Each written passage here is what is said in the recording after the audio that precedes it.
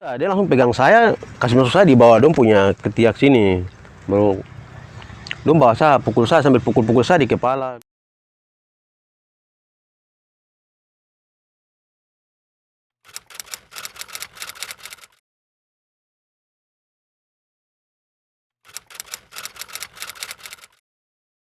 Para pekerja pers di Papua itu seringkali mendapat ancaman.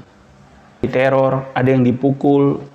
Saya alami tahun 2021 kemarin, ketika saya mengadvokasi kasusnya kawan Victor Mambor, yang mobilnya dirusak dan dianggap sebagai teror. Kebetulan saya masih dalam posisi sebagai Ketua Aliansi Jurnalis Independen Kota Jayapura, Ketua AJI. Jadi kami mengadvokasi, membawa ke sampai lapor polisi, membuat rilis, menyebarkan ke seluruh Indonesia dan ke seluruh dunia tentang peristiwa teror itu. Mobilnya dihancurkan, dipiloks, itu ancaman-ancaman yang dialami, salah satunya gitu. Dan berselang 2 bulan kemudian, kejadian yang sama terulang pada kendaraan saya. Ketika saya parkir di Pantai Hamadi, saya tinggalkan sebentar, pergi ke kampung. Waktu saya balik, mobil saya juga sudah dikasih hancur kaca-kacanya. Dan sampai hari ini tidak ada tindak lanjutnya. Kita pernah sampai buat laporan polisi, buat BAP. Sekarang kalau sampai hari ini, sudah hampir 1 tahun. Kasus itu tidak pernah ada tindak lanjutnya.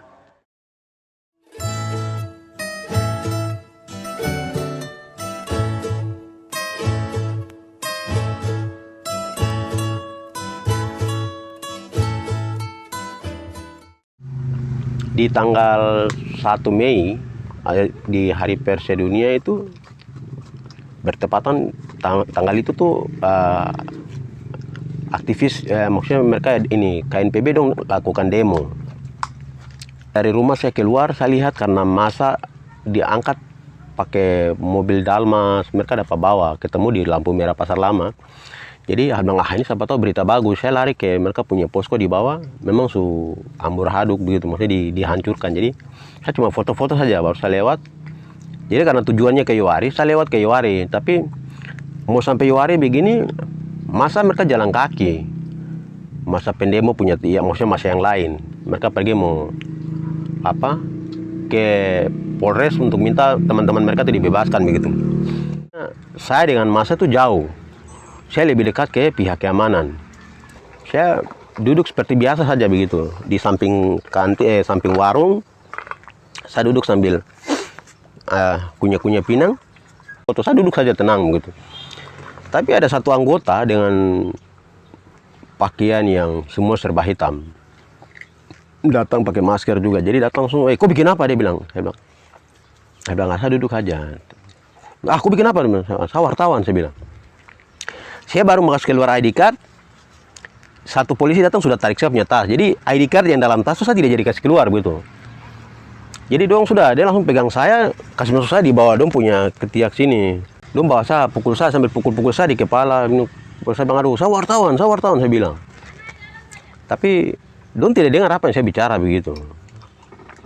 Sampai lewat paritnya Polres, masuk di wilayah, maksudnya di lokasi Polres itu justru saya dipukul tuh lebih parah lagi. Sampai pakai rotan, jadi saya berusaha untuk tutup kepala. Mereka pukul, saya tutup muka, bang. Saya bilang, aduh, saya wartawan, tapi mereka tidak dengar apa yang saya bicara. Sampai mereka bawa masuk saya mereka punya ruangan di ruang pos yang sampingnya itu ada ruangan kecil. Ukurannya tidak terlalu besar. Mereka bawa masuk saya di dalam ruangan itu, mereka bikin saya tuh kayak bola di dalam ruangan itu gitu. Jadi yang pukul saya ini polisi-polisi yang pakai seragam lengkap semua saya lihat.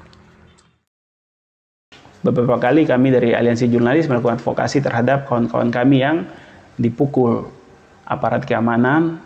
Contohnya kasus Yance Wenda, itu dia dipukul oleh aparat keamanan ketika dia meliput demonstrasi KNPB di Sentani.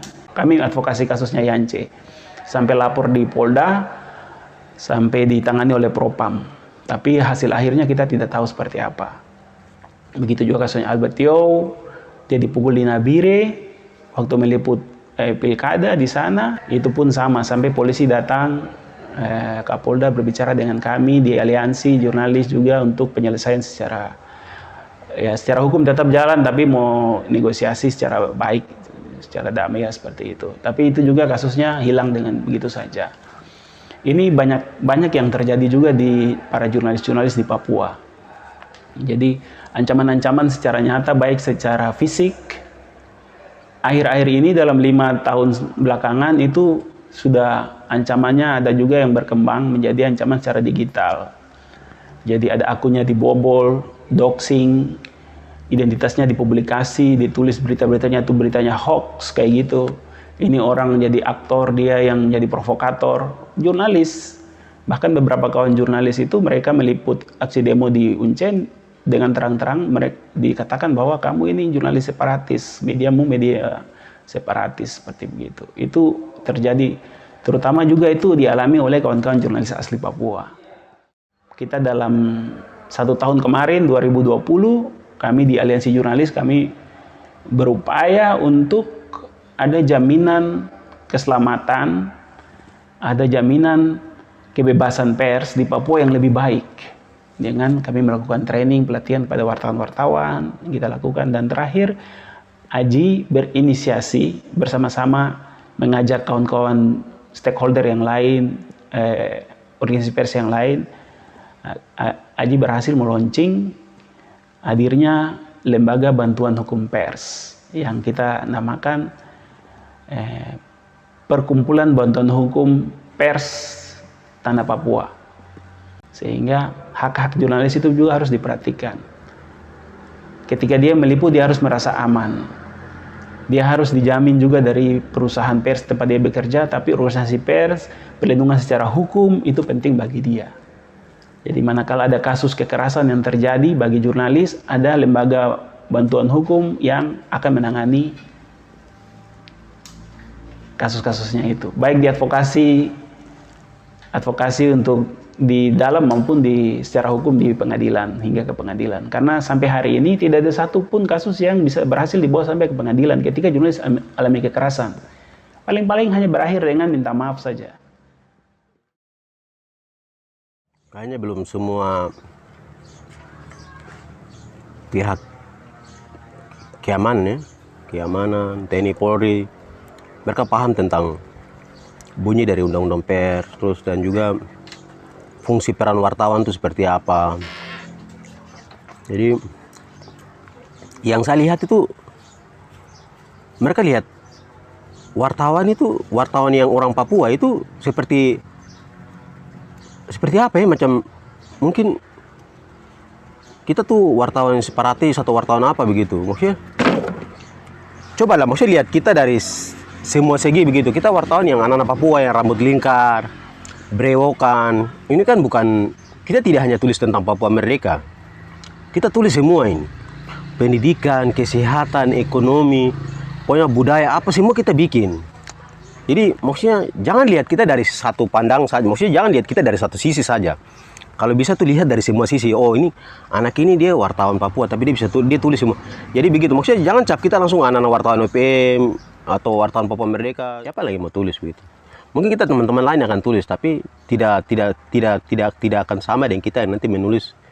Kita lihat baru tulis dengan hati begitu. Jadi kita maju juga, tapi ya mungkin ada kata tapi begitu ya.